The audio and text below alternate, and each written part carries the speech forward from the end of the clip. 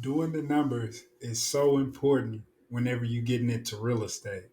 You might end up buying a property that don't cash flow, or you might end up losing money every month because you simply didn't do the numbers. So that's what this video is about, doing the actual numbers and seeing some examples that you might run across when you get into real estate. So the first number that you're doing is the mortgage. What are you paying every month for your mortgage? In this example, we using a duplex that we pay $1,000 a month for. So the numbers would be the principal, that's the actual number that you owe the bank. The interest, that's the extras on the money you owe the bank. The taxes, that's Uncle Sam getting his money because you have a property in this country. And the insurance, that's just in case a tree or something falls on your house. This is called pity. And it breaks down like the principal, you paying about $200. The interest, you're paying about $500. The taxes, you paying about 150, and the insurance, you paying about 150. This is monthly, and this is just an example. These is not actual numbers. So some of the hidden costs that you might not even think about is the trash. Let's say you're paying $250 a year in trash, and you're paying $50 a year for a rentals license to get people to be able to rent your property. So these is two of the expenses that's hidden that you have to pay, that's coming out of those profits that you're making every month.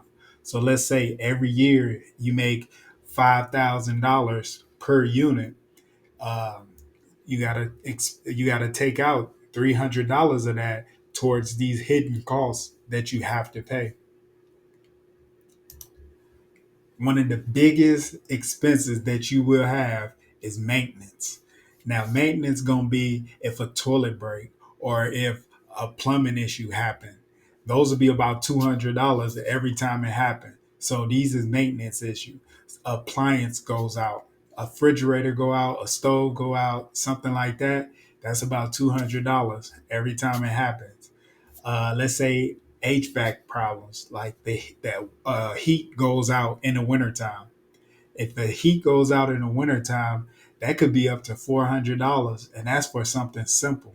I just paid $5,000 to get a new furnace put in one of my properties. So let's say I'm making $5,000 a year on a property. Now all of my profits is gone for that year because of a HVAC issue. And then upkeep.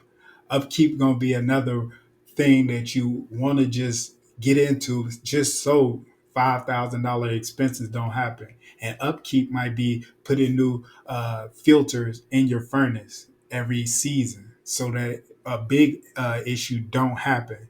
Or upkeep might be putting things down your toilet to kill the roots and keep it unclogged so it don't get backed up. So that's upkeep. Another one that you might not think about is turnover. Turnover is whenever somebody moves out or get evicted. So turnover would be an eviction. An eviction costs $200 to file in court, and that's if you do it yourself. If you get an attorney, it might be $400 or $500, $1,000 just to get somebody out of your property. Loss of rent that comes with the eviction. You obviously evicting the people because they didn't pay their expense, they didn't pay their bills, right? So you have to evict them. So that might be 2 months loss of rent. So that's another $2,000. And then you have to clean up after them and do repairs. So let's say they left all of their couches and beds and things like that. You have to order the dumpster. You have to pay somebody to come in, clean it up, paint it, and things like that. So turnover could be one of your biggest expenses, and you have to watch out for who you rent to. So I did some numbers. I did some of the actual numbers and gave you three examples of some things that can go wrong.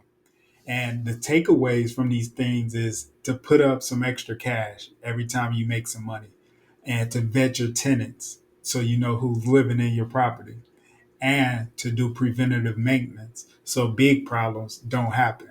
So, three examples. Let's say your mortgage payment is 1,000 and you collected 1,500 in rents off of this duplex in the example.